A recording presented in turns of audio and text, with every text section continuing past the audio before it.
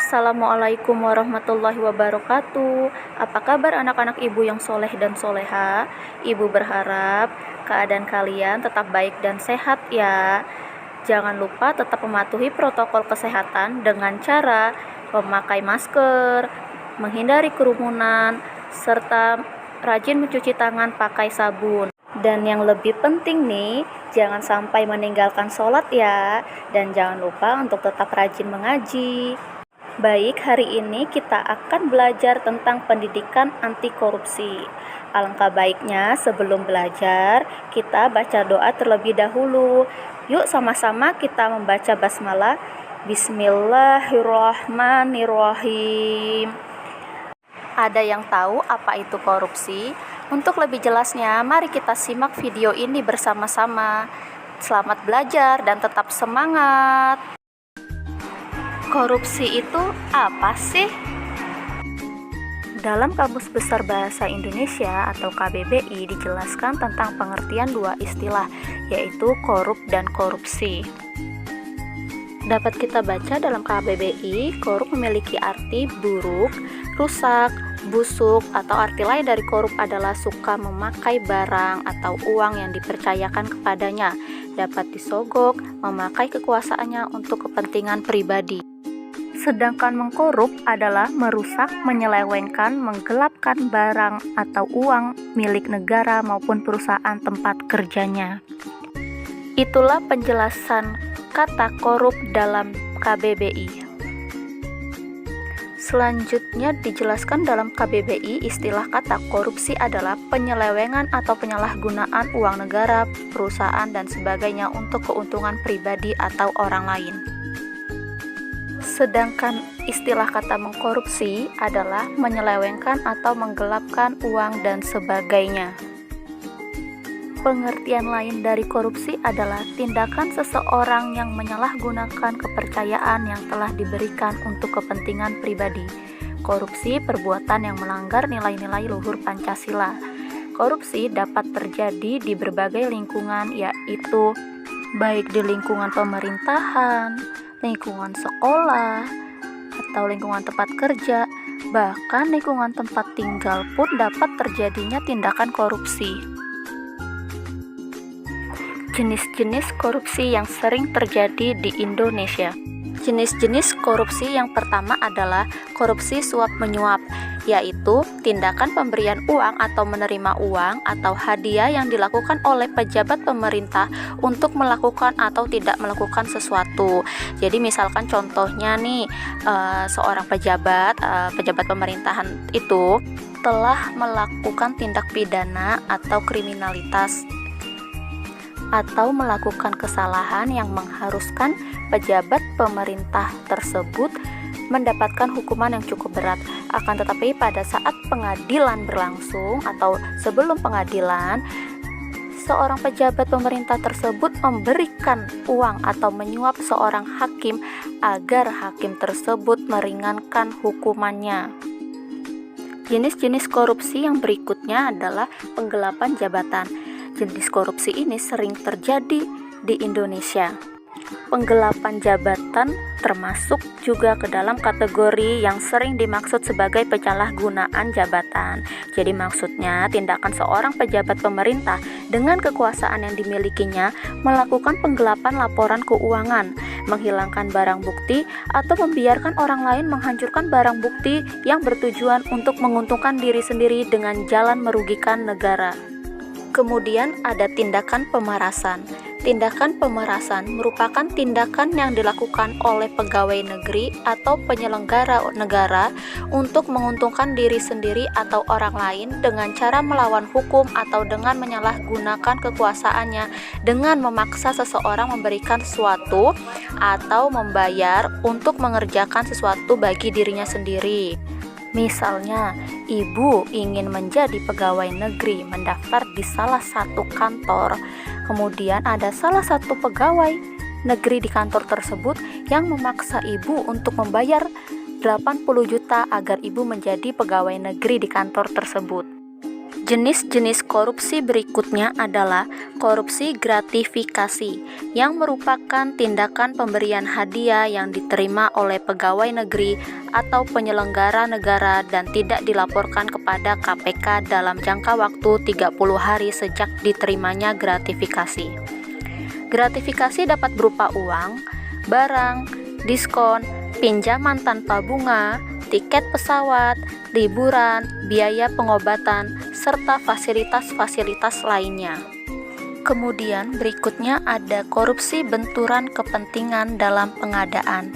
Pengadaan merupakan kegiatan yang bertujuan untuk menghadirkan barang atau jasa yang dibutuhkan oleh suatu instansi atau perusahaan. Orang atau badan yang ditunjuk untuk pengadaan barang atau jasa ini dipilih setelah melalui proses seleksi yang disebut dengan tender. Jadi biasanya korupsi ini terjadi pada seseorang yang memiliki profesi sebagai kontraktor. Jenis korupsi berikutnya yaitu perbuatan curang. Korupsi perbuatan curang seringkali dilakukan oleh TNI atau Polri, pemborong, atau pengawas proyek. Akibat perbuatannya tersebut mengakibatkan kerugian bagi orang lain atau terhadap keuangan negara. Jenis korupsi yang terakhir yaitu korupsi keuangan negara. Pasti kalian sudah sering bukan mendengar korupsi keuangan negara? Korupsi yang mencari keuntungan dan sebagai tindakan melawan hukum ini biasanya dilakukan bagi mereka yang sering menyalahgunakan jabatan. Contoh dari korupsi uang negara ini yaitu mengambil keuntungan dari pembayaran pajak. Misalkan pembayaran sekian dibayar sekian. Itulah jenis-jenis korupsi yang terjadi di lingkungan pemerintah.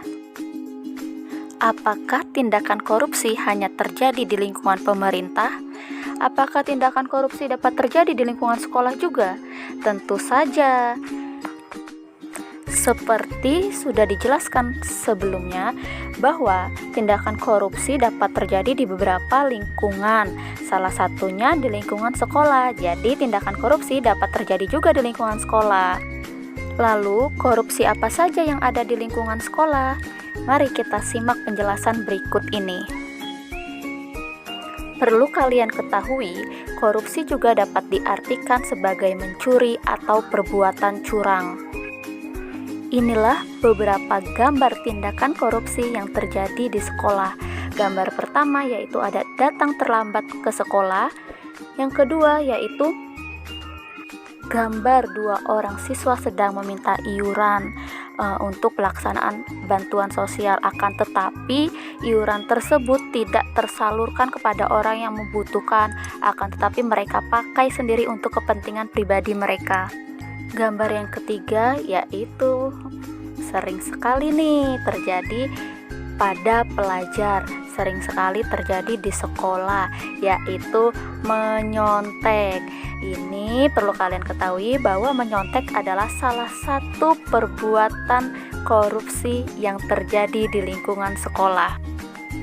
Menyontek pada saat mengerjakan tugas di kelas, atau yang lebih sering yang dilakukan para pelajar yaitu menyontek pada saat ujian berlangsung. Gambar berikutnya yaitu bolos ke sekolah. Jadi bolos ke sekolah merupakan salah satu korupsi yang terjadi di lingkungan sekolah.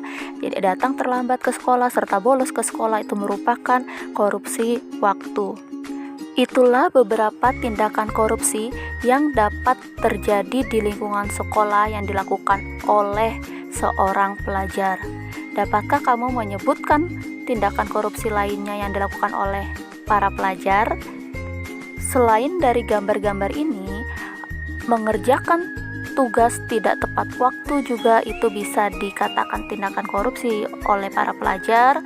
Kemudian kalian misalkan diamanahkan menjadi bendahara dan memegang uang kas serta mengumpulkan uang kas setiap minggunya, akan tetapi uang tersebut kalian pakai, kalian belanjakan barang kesukaan kalian untuk kepentingan kalian pribadi. Kemudian kalian memberikan alasan bahwa uang kas tersebut hilang. Lalu bagaimana mencegahnya agar kita tidak melakukan tindakan korupsi? Berikut akan Ibu jelaskan 2 langkah utama cara mencegah agar kita tidak melakukan tindakan korupsi. Seperti yang kalian sudah ketahui, korupsi bisa juga diartikan sebagai mencuri, perbuatan curang, atau perilaku tidak jujur. Yang menjadi anak yang suka mencuri, tentu saja kita semua tidak mau dong untuk melakukan perbuatan mencuri, karena mencuri salah satu perbuatan tercela atau perbuatan dosa. Lalu bagaimana mencegah agar kita tidak melakukan tindakan korupsi? Yang pertama di sini bisa kita lihat yaitu rajin-rajinlah beribadah. Jangan pernah meninggalkan sholat 5 waktu, atau kalau bisa rajin mengerjakan sholat sunnah.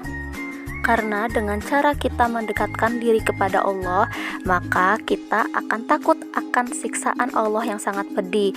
Oleh karena itu kita tidak akan berani untuk melakukan tindakan korupsi.